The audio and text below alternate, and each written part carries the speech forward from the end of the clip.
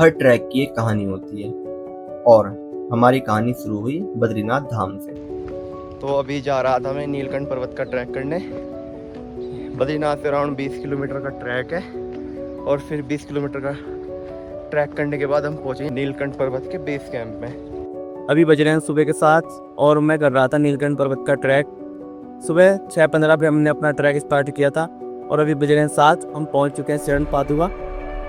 और चरण पादुका को माना जाता है कि भगवान विष्णु ने पहली बार धरती पर यहीं कदम रखे थे।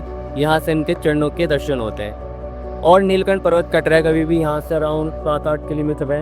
उन पर्वत की चोटियों तक जाना है हमें, तो चलते हैं, मिलते हैं आगे आपसे। नीलकंठ पर्वत की बेस कैंप की और बढ़ते हुए सुबह की ठंडी हवाएं, हिमालय की ऊंची चोटियां और सामने फैले अनजान रास्ते। दिल में सिर्फ एक ही इच्छा थी, नीलकंठ पर्वत को करीब से देखने की। रास्ता आसान नहीं था, कहीं खड़ी चढ़ाई, कहीं पत्थरों से भरे ट्रेल और कहीं बादलों से घिरी घाटियां। लेकिन हर कदम हमें हिमालय की खूबसूरती के और करीब ले जा रहा था। जैसे जैसे हम बेस कैंप की ओर बढ़ते गए, मौसम भी अपना रंग बदलने लगा। बादल धीरे धीरे पहाड़ों को अपनी आगोश में लेने लगे। कई घंटों की मेहनत और लगातार ट्रैकिंग के बाद आखिरकार हम नीलकंठ बेस कैंप पहुंच गए। अभी मैं पहुंच चुका हूं नीलकंठ पर्वत के बेस कैंप में और यहाँ आने में हमें अराउंड 4 से 5 घंटे लगे हैं। काफ़ी अच्छे रास्ते थे, खूबसूरत झरने, वाटरफॉल, वाटर क्रॉसिंग।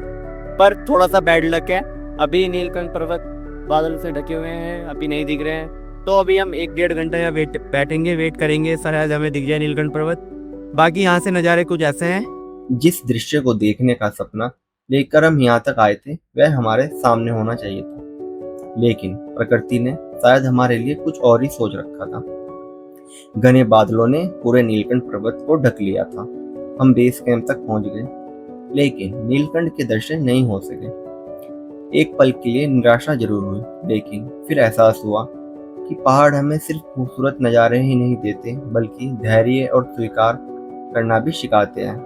काफ़ी टाइम हो गया मैं यहाँ आए हुए, 1 घंटे लग रहा हूँ, पर हम वेट कर रहे थे कि पीक दिखे, पर नहीं, अभी बादल छाए हुए हैं और कुछ ऐसे इतने घने बादल हैं यहाँ से।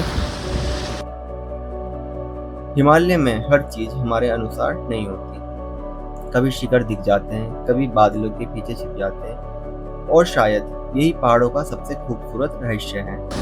तो हमें यहाँ बैठे बैठे 2 घंटे हो गए थे नीलकंठ पर्वत के बेस कैंप में।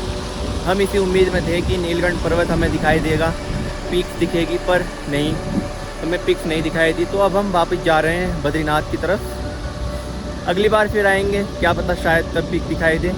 तो चलते हैं अब बद्रीनाथ की तरफ वापस। और मैं आज आपको स्टोरी बताता हूँ अपनी। आज से 4 साल पहले मैंने पहला ट्रैक करा था अपना, वसुधारा का, और उसके बाद जो मुझे क्रेज चढ़ा है घूमने का, ट्रैक करने का, वो नेक्स्ट लेवल था। मेरे घर वाले भी परेशान है मेरे से कि इतना घूमते, इतना ट्रैक करता है, कुछ हो जाएगा, यहाँ मत जाए कर, ऐसी जगह भी मत जाया कर। और नीलकंठ ट्रैक पे आने से पहले भी मेरा झगड़ा हुआ है घर वालों से। पर एक जो खुद की अंतर आत्मा की आवाज़ होती है ना कि यार चलना है, क्या है उस पर्वत के बाहर देखना है, तो बस आज वही पूरा हुआ है। 4 साल पहले जब मैं पहली बार बद्रीनाथ आया था, तो 2 पर्वतों के बीच में मुझे पीक दिखाई दी थी, नीलकंठ। तब मैंने सोचा था ना जाने कहाँ होगा ये, क्या होगा वहाँ पे। और फाइनली आज 4 साल बाद मैंने इसका ट्रैक कर दिया, इसका बेस कैंप का।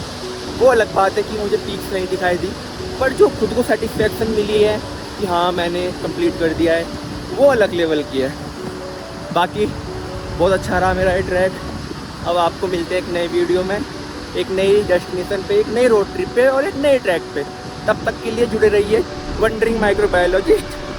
धन्यवाद। लाइक, कमेंट और शेयर करें अगर वीडियो आपको अच्छी लगे।